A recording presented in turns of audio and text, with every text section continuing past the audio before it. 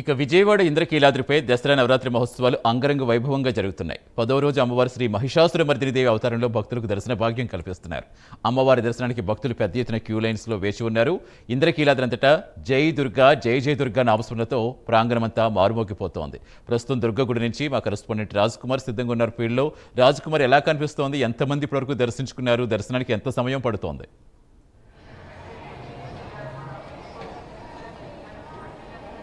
సతీష్, ముఖ్యంగా ఏదైతే అమ్మవారి శరన్నవరాత్రి ఉత్సవాలు చాలా అత్యంత వైభవంగా జరుగుతున్న పరిస్థితి కనపడుతుంది. ముఖ్యంగా ఏదైతే ఈరోజు దాదాపుగా 10వ రోజు అంటే ఆఖరి ఘట్టానికి చేరుకున్నాయి శరన్నవరాత్రులన్నీ కూడా.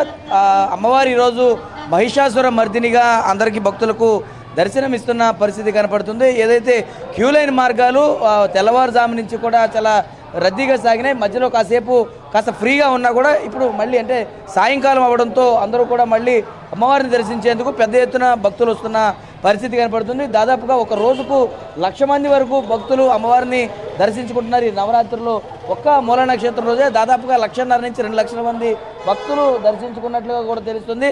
క్యూ లైన్ మార్గాలన్నీ కూడా చాలా స్పీడ్గా కదులుతున్న పరిస్థితి కనపడుతుంది. భవానీలందరూ కూడా తమ మొక్కులను చెల్లించేందుకు భవానీ దగ్గరకు చేరుకున్నటువంటి పరిస్థితి కనపడుతుంది. క్యూ లైన్లో కూడా చూడొచ్చు, భక్తులందరూ కూడా చాలా వేగంగా వస్తున్నారు. సుదూర ప్రాంతాల నుంచి కాలినడకన భక్తులందరూ కూడా వస్తున్న పరిస్థితి విజువల్స్లో చూడొచ్చు. ముఖ్యంగా ఏదైతే కనుక చూస్తే అమ్మవారికి సంబంధించి కూడా ఈరోజు మహిషాసురం అయితే పూర్వం కనుక పురాణాల ప్రకారం చూసుకుంటే మహిషాసురుడు అనేటువంటి రాక్షసుడిని అమ్మవారు వధించినటువంటి తర్వాత మహిషాసుర మర్దినిగా అమ్మవారు భక్తులకు దర్శనమిచ్చారు. దీనికి సంబంధించి ఈరోజు రేపు రాజరాజేశ్వరి దేవిగా భక్తులకు అమ్మవారు దర్శనమిస్తారు. రేపటితో 11 రోజుల పాటు అమ్మవారి శరన్నవరాత్రులు ముగియనున్నాయి. ఈ నేపథ్యంలో పూర్తిగా కూడా జిల్లా యంత్రాంగం అదేవిధంగా ఉన్నటువంటి అందరూ కూడా సమన్వయంతో పూర్తి స్థాయిలో కూడా భక్తులకు ఎలాంటి అడ్డంకులు లేకుండా నిర్విఘ్నంగా దసరా శరన్నవరాత్రి ఉత్సవాలు చేసిన పరిస్థితి కనపడుతుంది. రేపు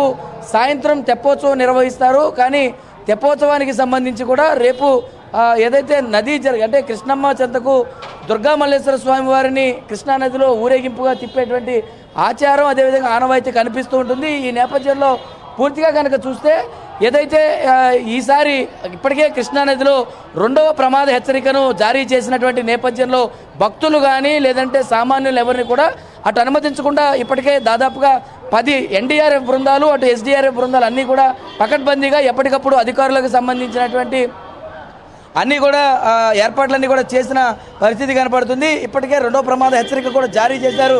రేపటి తెప్పోత్సవాన్ని సంబంధించి కూడా పూర్తిగా అధికారికంగా ఇంకా ప్రకటించకపోయినా తెప్పోత్సవాన్ని రద్దు చేశారు. మరి అక్కడే అక్కడే స్వామివారిని అక్కడే ఉంచి దాని కార్యక్రమం నిర్వహించేటువంటి ప్రయత్నంలో అధికార యంత్రాంగం అంతా కూడా రేపు దీనికి సంబంధించిన కార్యక్రమం కూడా జరుగుతుంది. కాబట్టి భక్తులైతే చాలా పెద్ద ఎత్తున వస్తూ ఉన్నారు.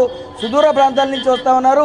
వారికి మంచినీళ్లు అదేవిధంగా కావాల్సినటువంటి ఆహారం అంతా కూడా ఆ జిల్లా యంత్రాంగం అంతా కూడా అందిస్తున్న పరిస్థితి కనపడుతుంది. ఈ నేపథ్యంలో దర్శనం చేసే వారికి కూడా సామాన్య భక్తులకు పెద్దపీట వేసే విధంగా ప్రోటోకాల్కు సంబంధించి సమయాలు పెట్టారు. ఈ సమయంలో మాత్రమే ప్రోటోకాల్ భక్తులు రావాలని కూడా చెప్పిన పరిస్థితి కనపడుతుంది. ఈ నేపథ్యంలో ఉదయం 6 నుంచి 7, మధ్యాహ్నం 3 to 4, సాయంత్రం 8 to 9 ఈ సమయాల్లో మాత్రమే ప్రోటోకాల్కి సంబంధించినటువంటి వివిఐపి అదేవిధంగా విఐపి భక్తులందరూ కూడా రావాలని అధికారులందరూ కూడా సూచించారు. ఇప్పటివరకు కొన్ని చిన్న ఏదైతే లోపాలు తప్ప పూర్తి స్థాయిలో మాత్రం నిర్విఘ్నంగా అమ్మవారి శరన్నవరాత్రి వేడుకలు ఇంద్రకీలాద్రిపై అత్యంత వైభవంగా జరిగినాయి. కొన్ని ఆంక్షల నడుమ ఈ కార్యక్రమం జరిగినప్పటికీ కూడా చాలా నిర్విఘ్నంగా పూర్తి చేశారు అధికార యంత్రాంగం అంతా కూడా. రేపు జరగబోయేటువంటి తెప్పోత్సవ కార్యక్రమం అంతా కూడా పూర్తి స్థాయిలో అధికారులు ఇంకా రద్దు చేయనప్పటికీ దానికి సంబంధించినటువంటి పకడ్బందీగా జరిగినటువంటి ప్రణాళికలన్నీ కూడా పూర్తి చేశారు. మరి ఎక్కడైతే తెప్పోత్సవం ఉంటుందో అక్కడే అలంకరించి అక్కడ మాత్రమే ఉంచి పూజా కార్యక్రమాలను నిర్వహిస్తారు. మామూలుగా అయితే మాత్రం నదీ విహారానికి తీసుకుని వెళ్ళి తెప్పతో తనతో కూడా తిరిగినటువంటి పరిస్థితి ఉంటుంది. మరి రేపు అలాంటి పరిస్థితి ఏం లేదు. ఇప్పటికే కృష్ణమ్మ పరవళ్ళు తొక్కుతుంది కాబట్టి అలాంటి పరిస్థితులు ఏమీ లేకుండా అధికార యంత్రాంగం అంతా కూడా సిద్ధం చేసింది. ఈ నేపథ్యంలో దానికి సంబంధించినటువంటి అధికారిక ప్రకటన జిల్లా కలెక్టర్తో పాటు విజయవాడ నగర పోలీస్ కమిషనర్ కూడా తెలిపేటువంటి పరిస్థితి అయితే కనపడుతుందని చెప్పుకోవచ్చు. Satish. Right, thank you Raj Kumar.